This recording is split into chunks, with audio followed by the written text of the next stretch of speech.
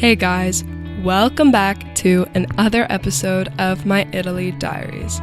In this video, I take the train into Cinque Terre, which stands for 5 lands. You may recognize the scenery as the inspiration for the setting of Disney's Luca.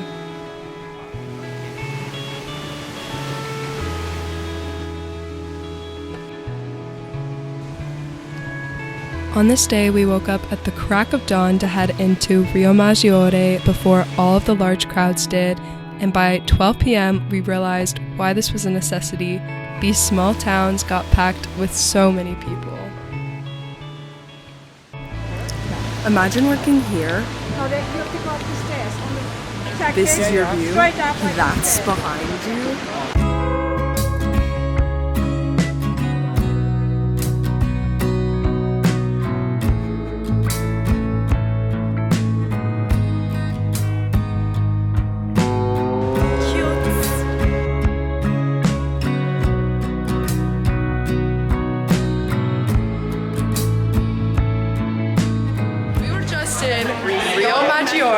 And now we're in Manarola.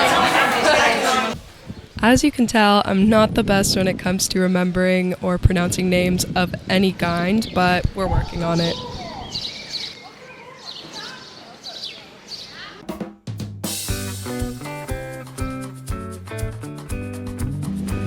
My absolute favorite part of Manarola was this little playground that you will see. I really enjoyed this tiny little swing, which I was definitely too grown for, but I wasn't going to miss an opportunity to connect with my inner child and swing with that incredible view. It was giving the world is my oyster. Now jump off into the water. You have a very slow path going like this with sort of 300 steps. Okay. Or you walk the road, or you take the shuttle bus. Gotcha. Right at the end. Look. No. Ah. So that's for Nicole? That's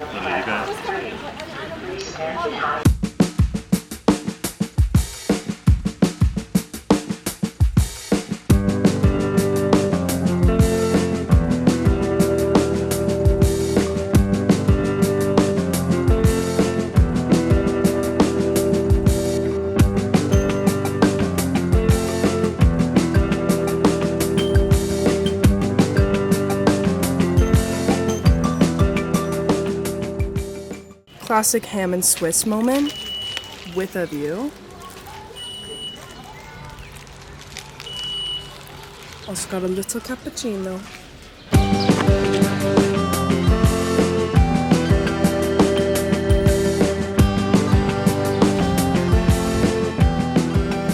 These little carts, workers literally sit crisscross applesauce in them. As you can see, it goes all the way. We're gonna hike all the way to Vernazza, I think it's called. This was it's not Cuglia, like Curliglia, I don't know. LOL. But it was super cute. We had some lunch, smoked a little cig, met 2 girls who are backpacking through Europe, one from New Jersey and one from Montreal. So that was cute. Now we got an hour hike ahead of us. Let's do it.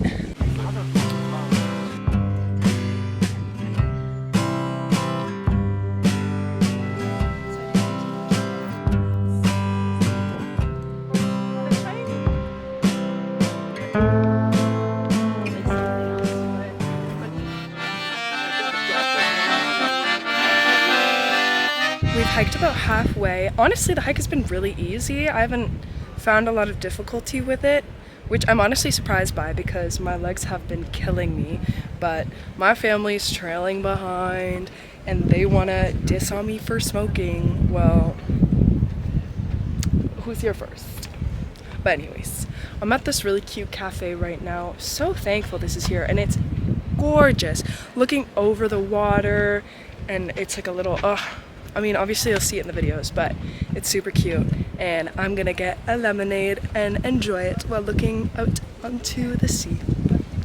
It was like up on the top there.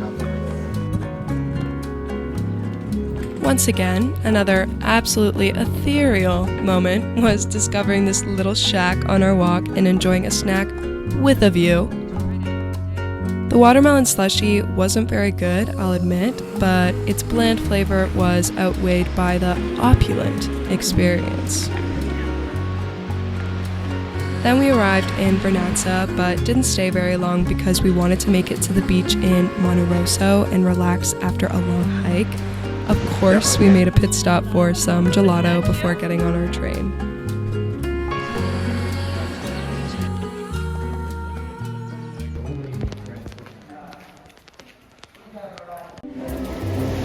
We didn't do too much exploring of Monte Rosso on this day, just made a quick trip to the beach, which was super packed if you didn't want to pay for a chair, and the waves were so high. Still enjoyable nonetheless. And then we went back to La Spezia. I just went out for dinner, climbing this fat-ass hill, doing some exploring around.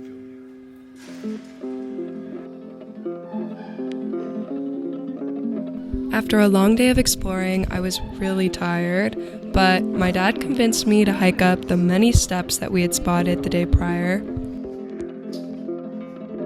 It was honestly just what I needed, and I had no regrets because it was absolutely lovely. The streets were quiet, and the views of the city and sunset were incredible. La Spezia is so underrated.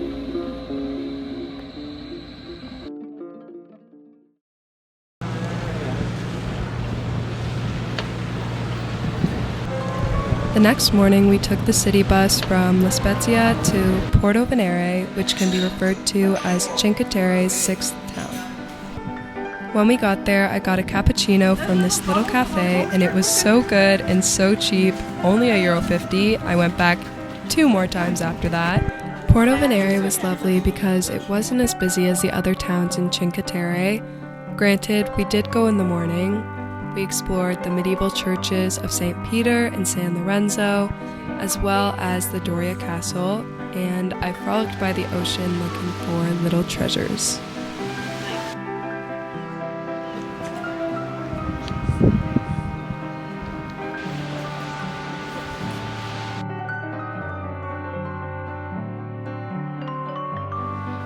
Before we left, I went to that coffee shop for a 3rd time, and I was really enjoying the song that they were playing, so I asked the woman at the counter what it was, and it led me to a conversation with a middle-aged Italian man that reeked of cigarettes, who, in the 90s, went to England to record an album. He also told me about playing the guitar for a band in America for a few years.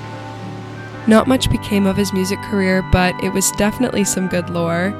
He gave me a song which was on Spotify and had 0 monthly listeners. When I left, I listened to it and it was honestly pretty good. A hidden gem, if you will. If you're interested, I will insert it here.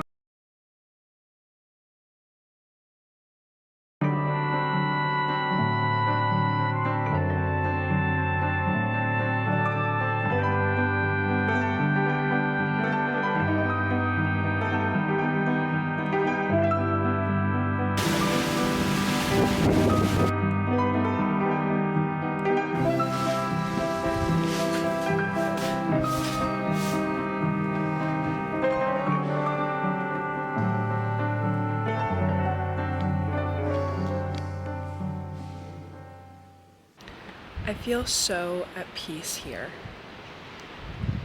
And I don't know why. My dad said that this was built on top of like a pagan monastery, which is really cool. I found a pot in like the cove that was like stuck, a metal pot that was like stuck into the ground. You couldn't pick it up. It's like that's definitely where some witches are brewing some potions. I found a crystal. Just a lot of castles and churches and things here.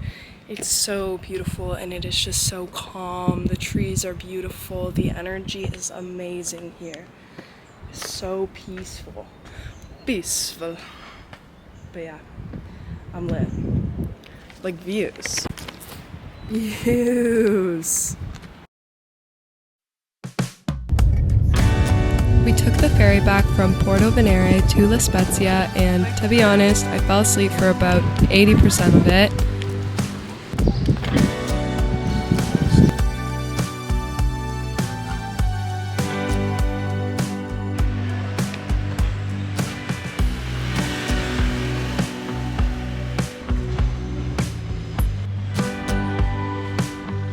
When we arrived, we walked back to the hotel, exploring the local market and stopping to purchase some focaccia. Then I ran back to the hotel to nap before my dad could say anything about it, and luckily, he fell asleep too. Then we headed back to Monterosso, well rested, to do some exploring and mostly shopping.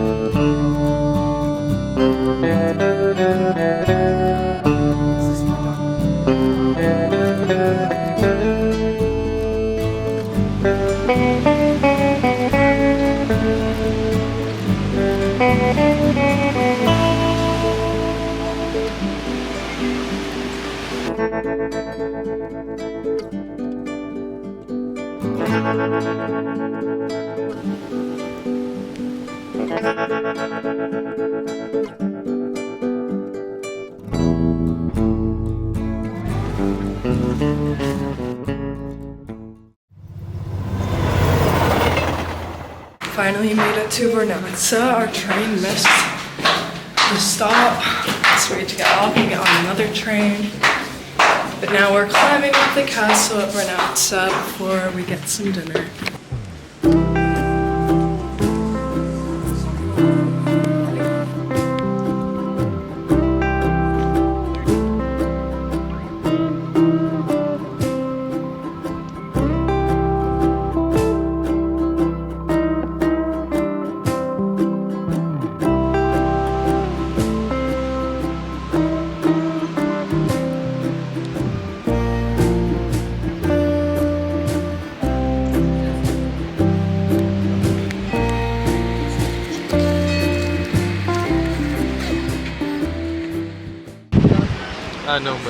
The train conductor just got out of the thing and is running up that way. He's taking a picture of his train! Stop! Wait!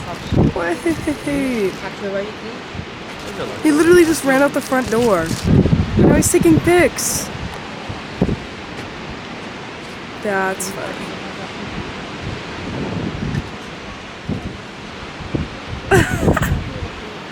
That is crazy.